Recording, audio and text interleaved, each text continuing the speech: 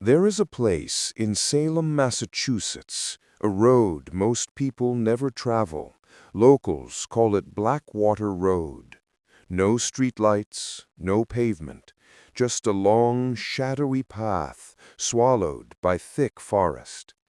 At the end of that road sits a house that no one claims, no one repairs, no one dares enter. This is the true story of the last family who tried to live there, the Harringtons, and the horror that waited for them beneath the floorboards. The Harrington family moved into the old Victorian home during the summer of 1978. They had been searching for a quiet place away from city life. A cheap property in a historic town sounded perfect. The real estate agent offered the house for a price so low it felt like a miracle. But she said only one warning before handing over the keys. Do not open the basement door. Ever. She didn't smile. She didn't explain. Just turned and walked away. Michael and Clara assumed it was just a superstition, a silly town myth. They laughed, brushed it off, and moved in. For the first few days, everything was normal. But that didn't last long. The first signs. The first strange thing appeared on their second night. Little Emily woke up screaming at 1:14 a.m. She told her mother a woman had been standing at the foot of her bed, soaked, shivering, staring at her. Clara comforted her and said it was just a dream. But when she walked across the carpet, her feet sunk into cold, wet fabric. Emily's room was soaked, as if someone had emptied a bucket of water in the middle of the night. There were no leaks, no broken pipes, no open windows.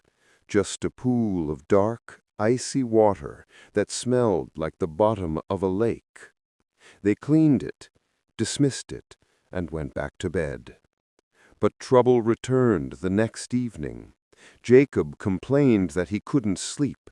He said he kept hearing footsteps inside the walls, slow, dragging footsteps, like someone was crawling along the wooden beams behind his headboard.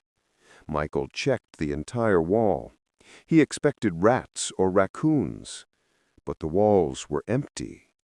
Still, the footsteps continued every night, and sometimes he said the footsteps stopped right behind his ear. The house begins to speak. After a week, even Clara began hearing sounds, whispers slipping through the vents late at night. A woman's voice, soft and wet, whispering the same words over and over again. Let me out. The voice always came from the same direction, the basement. The Harringtons had tried avoiding that door, remembering the warning, but the more they ignored it, the stronger the noises became. One morning, they noticed the basement door was slightly open. Michael thought he forgot to close it, so he locked it. The next morning, the door was open again, even though they had pushed a chair against it the night before. On the third night, Michael nailed it shut. By sunrise, every single nail was on the floor, and the door was open again. The Water Lady. One night, Clara woke up thirsty. She went downstairs to grab a glass of water. When she entered the kitchen, she froze. A puddle of muddy water was spreading across the floor.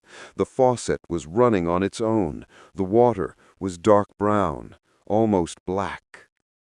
Then she saw her, a woman, standing in the corner, hair long and dripping, skin pale like moonlight, her clothes soaked and torn. She stared at her reflection in the water, because the woman wasn't visible directly, only in the reflection. The woman whispered, "Downstairs." The lights flickered. The reflection vanished, and the kitchen was empty again. Clara never went for water after sunset. The town's secret. Determined to understand what was happening, Clara went into Salem and visited a local librarian named Mrs. Dunning. The old woman nearly dropped her books when she heard the name Blackwater Road. She took her to the back room and locked the door before speaking.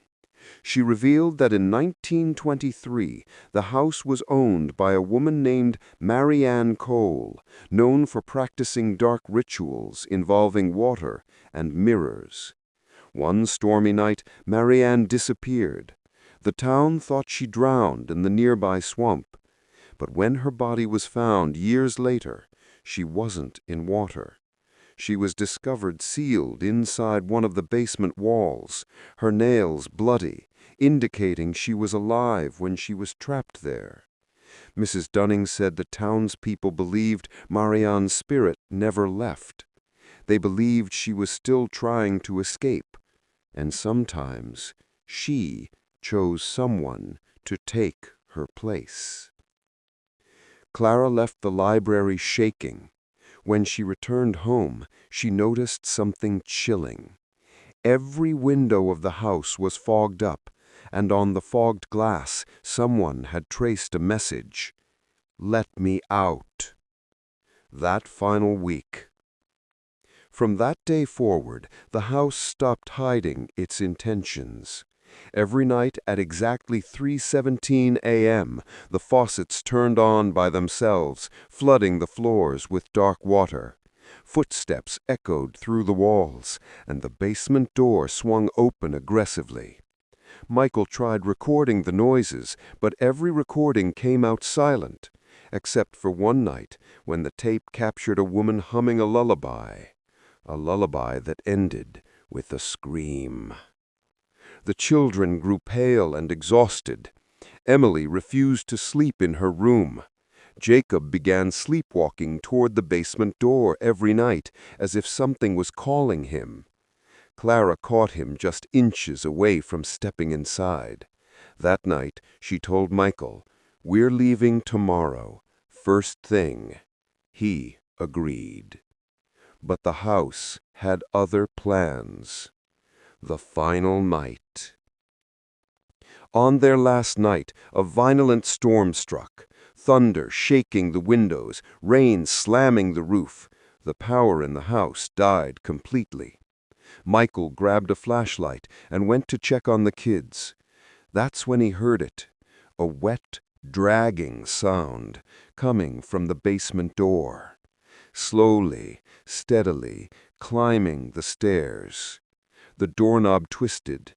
Then the basement door slammed open by itself. Mud water poured into the hallway like a wave, and out of the darkness a pale hand reached around the doorframe, nails broken, fingers trembling. The woman stepped into the hallway, soaked, rotting, dripping black water, her eyes hollow, her mouth open. She whispered, "Change places with me." The lights flickered violently. Every tap in the house erupted with water. Emily screamed. Jacob fainted. The lights flashed like lightning. The spirit lunged forward. Michael grabbed Clara, grabbed the kids, and they ran barefoot into the storm. They didn't stop. They didn't pack anything. They kept running until Blackwater Road was far behind them. They never returned. Aftermath. To this day, the house on Blackwater Road still stands. No one buys it. No one repairs it. No one even goes near it. But drivers who pass late at night often make the same report. A woman standing in the upstairs window, dripping water, watching. And sometimes the basement door creaks open by itself. Some say she's waiting. Others say she's choosing. But everyone agrees on one thing. If you ever find yourself on Blackwater Road, Don't stop. Don't look in the windows. And whatever you do, don't open the basement door.